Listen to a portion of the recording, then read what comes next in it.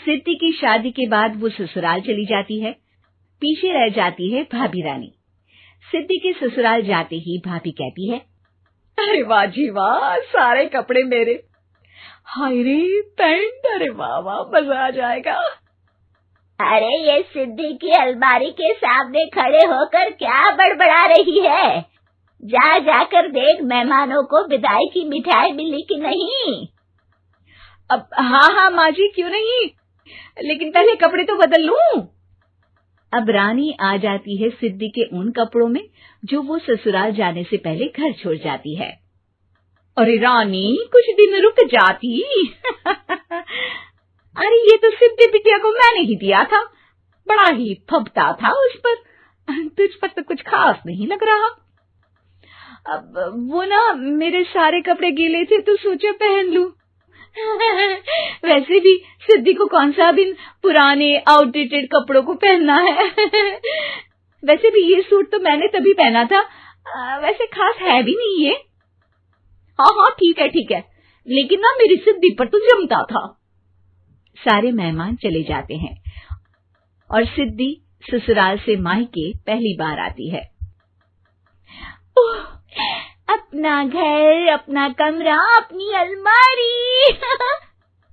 ये बोलकर जैसे ही सिद्धि अलमारी खोलती है तो सामने उसके कपड़ों की जगह कुछ और ही रखा होता है। माँ, जरा कमरे में तो आना। सास और रानी वहां पहुंच जाते हैं। रानी ने पहनी होती है सिद्धि की जींस और टी शर्ट। अरे भाभी, ये क्या? ये तो मेरी बड़ी ही महंगी टी शर्ट है, इसे आपने घर में क्यों पहनी है? अरे बहुत मिलती है दीदी ये चौक की मार्केट में, 150 में। ओ भाभी प्लीज, ये एरोपोस्टल है, 2000 की एक टी शर्ट। ओहो, 2000 में तो दीदी 4 साड़ी आ जाए। अब क्या बोलूं? भाभी, ये मेरी अलमारी में छोटू के कपड़े, तो मेरे कपड़े कहाँ हैं? मेरी अलमारी में? अब दीदी आपको कौन से पुराने कपड़े पहनने थे? माना भाभी, लेकिन मैं जब घर आती तो यही सब पहनती ना। अरे तुम तो बड़ी कंजूस हो दीदी। खैर, वक्त आता है जब सिद्धि ससुराल के लिए रवाना हो रही होती है।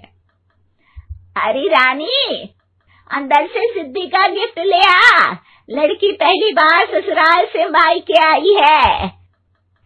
रानी अंदर जाती है और एक सिंपल सी साड़ी लेकर बाहर आ जाती है। ये लीजिए माँ जी। सास बेटी को गिफ्ट देकर ससुराल भेजती है। अगले दिन रानी एक सुंदर सी साड़ी पहनकर सामने आती है। अरे रानी, ये तो वो साड़ी है जो मैंने सिद्धि को देने के लिए दी थी जब वो ससुराल ले जाती, लेकिन ये तूने कैसे पहन ली? अरे माँ जी, ये साड़ी तो मुझे बहुत पहले से ही पसंद थी, लेकिन चिंता ना करिए, मैंने सिद्धि के लिए भी अच्छी सी साड़ी दी है। हाँ। तभी सिद्धि का फोन आता है। क्या माँ, कुछ अच्छा तो दिया होता ससुराल ले जाने के लिए। अरे पहले दिखा दिया होता। यूं चमकते हुए पैकेट में नौकरानी वाली साड़ी मत दिया करो माँ। अरे बेटे, वो तेरी भाभी ने ना गलती से उससे पैकेट बदल गया। हाँ, मैं कल ही तेरे भाई के हाथ से तेरा वाला पैकेट भेज दूंगी। अरे रहने दो माँ, आई एम श्योर भाभी ने अभी वही साड़ी पहनी होगी जो तुमने मेरे लिए रखी थी। तुम तो समझ नहीं पाई उनको। खैर छोड़ो, मैं ज्यादा बोलती अच्छी नहीं लगती, रहने दो, आपको उन्हीं के साथ रहना है, फिर बात करेंगे। सास को रानी पर गुस्सा आ जाता है। वो उसके कमरे में जाती है जहाँ वो शादी का एल्बम देख रही होती है। रानी, मार्केट जाकर एक ऐसी ही साड़ी लेकर आ, कल प्रतीक जाकर सिद्धि के घर दे आएगा। अरे क्यों माँ जी, कितनी साड़ी देनी है दीदी को? यहाँ कोई सेल लगी है क्या? अरे चुप कर, मेरे बेटी के हिस्से की साड़ी खुद पहन ली, अब ज्यादा ज्ञान बांट रही है। एक दिन सिद्धि का फोन आता है। माँ, मेरी सास ने आप सबको खाने पर बुलाया है। सारे लोग सिद्धि के ससुराल पहुंचते हैं। खाना खाकर वो लोग निकल रहे होते हैं कि सिद्धि की सास सभी को गिफ्ट देती है। अरे बहन जी, बेटी के घर का खाना खा लिया, यही बहुत है जो आप ऊपर से गिफ्ट भी दे रही है। अरे बहन जी, आप भी कहाँ इन बातों पर विश्वास कर रही हैं। सास सभी को गिफ्ट देती है, लेकिन रानी को जो साड़ी देती है वो अजीब सी हरे रंग की लाल रंग के बड़ी छाप वाली होती है। अरे छी, ये कौन पहनेगा?